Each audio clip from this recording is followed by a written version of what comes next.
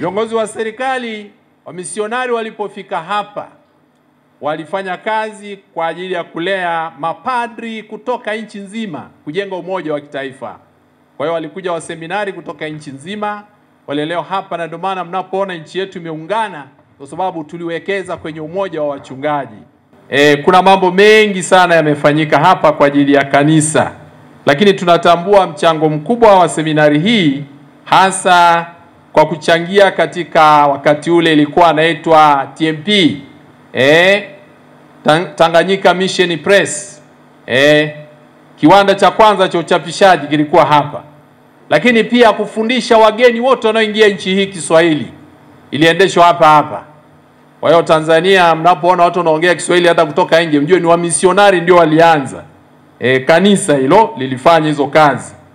Na kwa namna ya pekee hatuna budi pia kukubali kwamba mchango wa Kipalapala kwa Tanzania ni mkubwa sana katika mengi. Na hapa waliandaliwa pia wale watakaofanya majukumu pia ya kutumikia taifa. Walitoka hapa wakaenda majimboni kwao, lakini wapo waliotoka hapa wakaenda kutumikia katika ngazi ya taifa. Mwaka ule wa 1925 wakati naanzishwa hii seminari, ndipo maaskofu katika kikao chao, ni kama cha 3 hivi tangu waanze kuwa pamoja maaskofu wakati ule, wameanzisha seminari. Lakini mwaka ule pia ndio walikokaa wakafanya azimio, lazima kila jimbo zianzishwe shule kwa ajili ya watoto wetu, kuanzia shule za chini, shule za misingi na kuendelea mpaka za shule za kati, na kitaifa shule za sekondari au za kizoni. Azimio hilo lilipitishwa kwa maamuzi magumu, na wakasema kama askofu na hela za kuamua uanze kujenga shule au ujenge kanisa, watu endelee kusali chini ya mti, lakini shule ianze alafu baadaye uende kujenga kanisa. Azimio hilo lilifanywa na maaskofu mwaka 1925.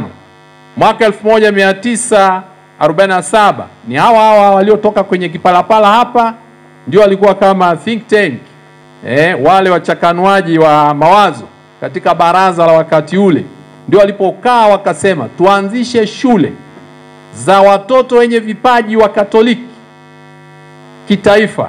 Shule ya wavulana St. Francis kaanzishwa mwaka 47. St. Francis azimio lilifanywa 47. St. Francis kule Dar es Salaam na Mariani ambaye sasa mnaita Kilakala Morogoro.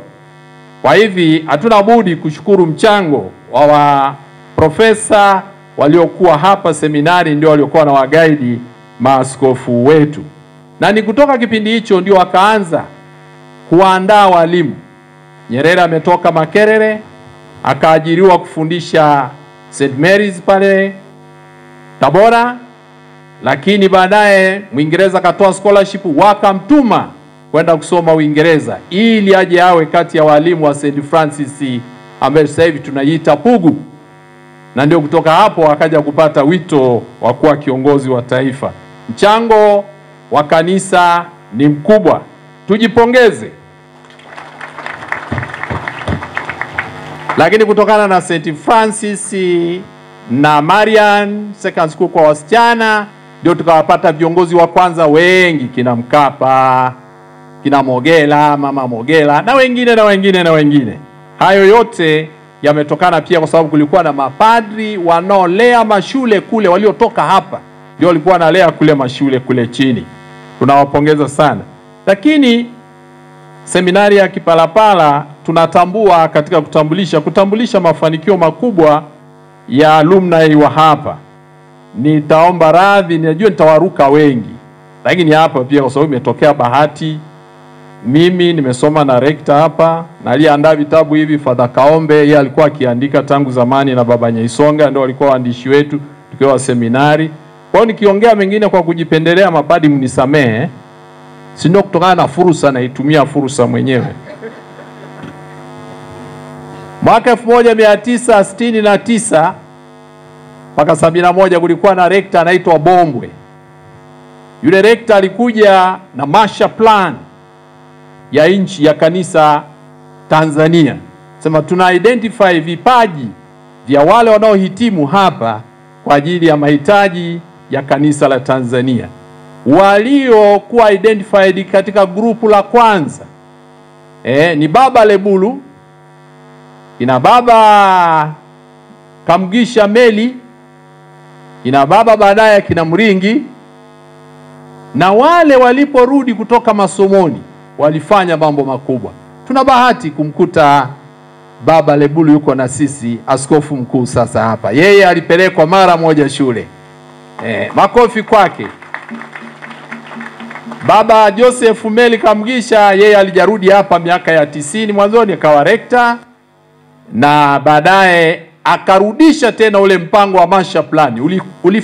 Ulifutika kwenye 72 pale, lakini aliporudi ule mwaka wa 90 akaurejesha, na Baba Mushi ni shahidi, yuko hapa. Aliporudisha wakapelekwa kundi la kwanza, walikuwa wanatoka jimbo la Bukoba, ndio mojawapo ambaye amekuwa nuncio wa kwanza Mtanzania ambaye amefariki na tunamzika Jumatatu. Pamoja na wengine, lakini baadaye wakafuata wengine ambao wako kwenye utume mbalimbali, na mimi nikawa kitinda mimba wa hiyo program. Nipigeni makofi basi. Mimi ndio kitinda mimba. Baba Mushi huko hapa atatoa ushahidi ule. Baada ya hapo kila askofu akawa anatuma kadiri anavyoona wa mahitaji, kwa sababu kanisa lilikuwa, lakini kulikuwa na mpango wa kitaifa. Tunapongeza sana. Lakini vile vile tukumbuke mchango wa marehemu Padri Augustine Mringi. Yeye katika kukumbuka kuitwa kwamba ni resource ya kitaifa, alipokuja hapa kaanza kutufundisha somo la jumuiya ndogo ndogo katika sehemu ya teolojia. Mnakumbuka mapadi tuliosoma, tulikuwa tunaona anatulazimisha, lakini leo kila mmoja wetu uchungaji parokiani bila jumuiya ndogo ndogo hauendi. Tumshukuru Mungu, tumpigie makofi, tumpe maua yake poma kwamba yuko kaburini. Alifanya mambo makubwa, lakini wapo waliopita hapa, hatuna budi kuwapongeza kwa kazi kubwa walizofanya zenye maamuzi magumu.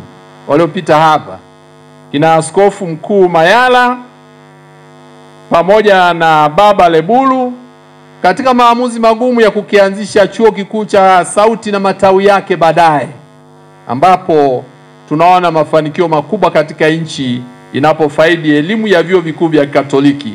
Hawa ni wahitimu wa hapa ndio walifanya hayo. Tuwape maua yao. Askofu Mkuu Mayala yuko mbinguni. Lakini yuko askofu aliyesimamia uanzishaji wa chuo kikuu cha afya, anaitwa Askofu Aloysius Balina, alikuwa askofu wa jimbo la Shinyanga. Alifariki mwaka 2012. Siku ile sisi tunaenda kwenye mkutano kule Teki, mimi nimetokea pale Sauti, na Baba Ruzoka ametoka Tabora, tukaenda kumuona, alikuwa anaumwa, tukawa tunamsalimia pale. Baba akawasalisha, amefumba macho. Nilipomwambia baba, ni mimi Kitima niko hapa, alifungua macho. Sala ya mzee ilikuwepo, hakufungua macho. Ile hapo nilipomwambia mimi Kitima, akafungua macho. Na wakati wazee wako kwenye mkutano akafariki. Mnaonaje baraka hizo? Lakini nitaje pia matunda makubwa mengine. Kuna mmoja alikuwa mwanafunzi hapa, ni mtawa, alikuwa mwanafunzi mwaka 76 mpaka 80. Anaitwa Juda Tadeus Ruwaichi. Makofi kwake. Mpeni maua yake. Yeye kwa kweli amekuwa na mchango mkubwa sana kwa kanisa la Tanzania. Amekuwa na mchango mkubwa sana kwa kanisa la Tanzania katika kuhakikisha kwamba kanisa linajitegemea. Lakini ukijiuliza, kipindi kile wanasoma hapa ndio tulikuwa tunaimba siasa ya ujamaa na siku hizi mnaimbaje? Tulikuwa tunasema siasa ya ujamaa na hatutaki kuwa omba wala na kila kitu tukitawale wenyewe, sio na mambo mengine kama hayo. Sasa huyu amefanya mambo makubwa na amesimamia akiwa rais wa baraza amesimamia upatikanaji wa rasilimali zitakazosaidia vizazi nenda rudi. Huyu tunampongeza sana kwa hilo.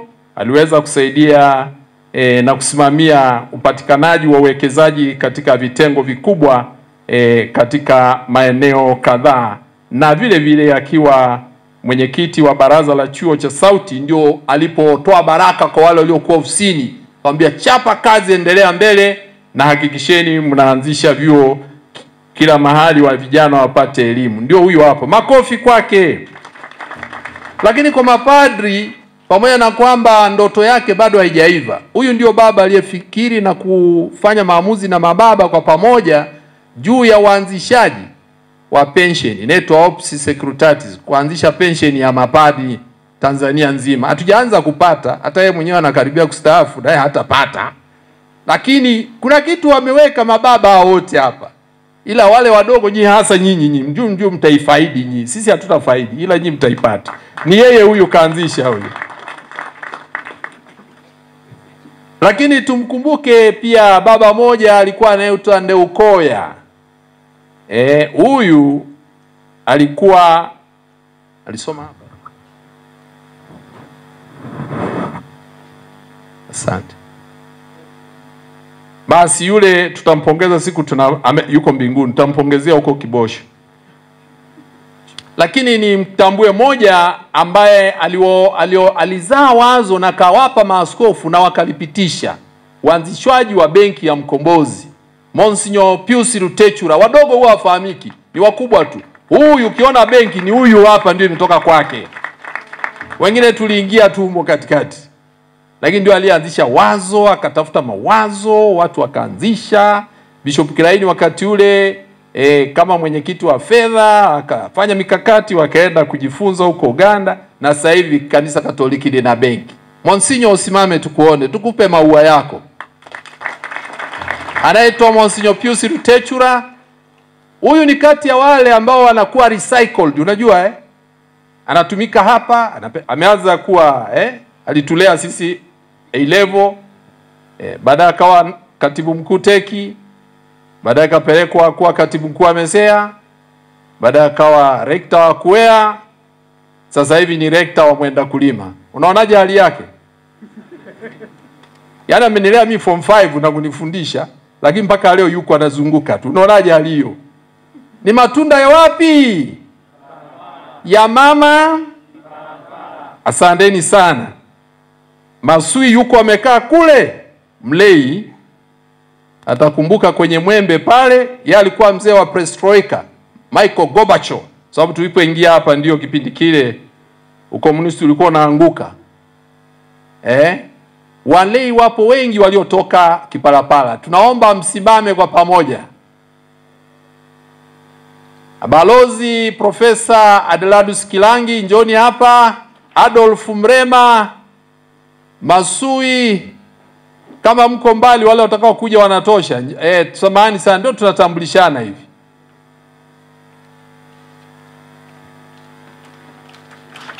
Kwa hiyo walei msiseme mbona mapadi tu. TMP samahani, Kipalapala imetoa pia walei wazuri, maprofesa.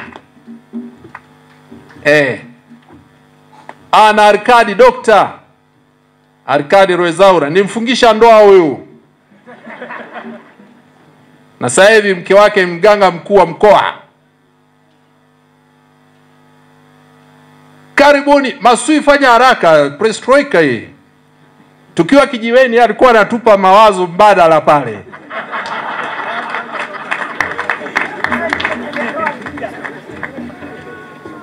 Lakini ni profesa, yuko anafundisha St. Augustine.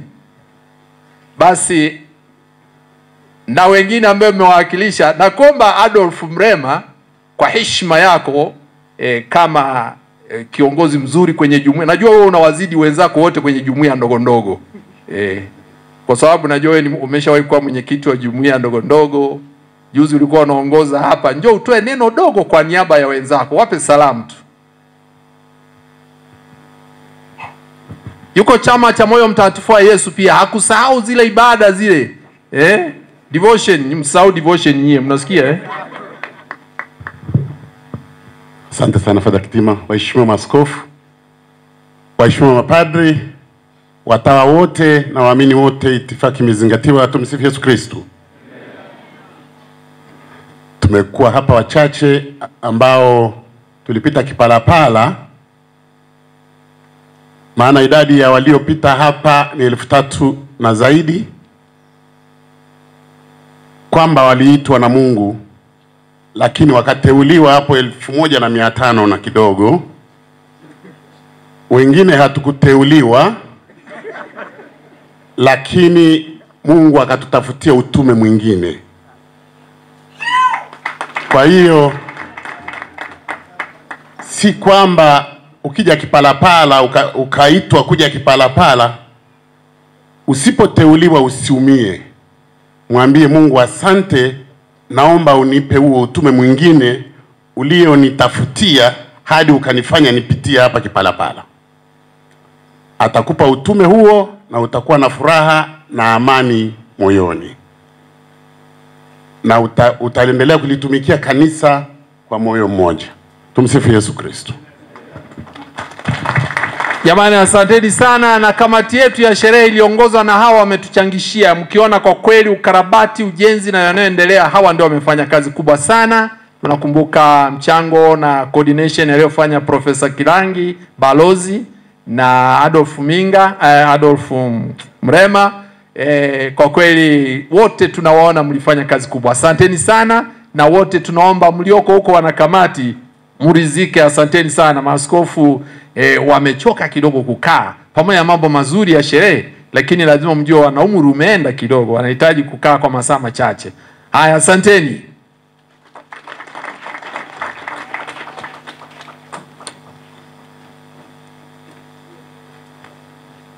Sasa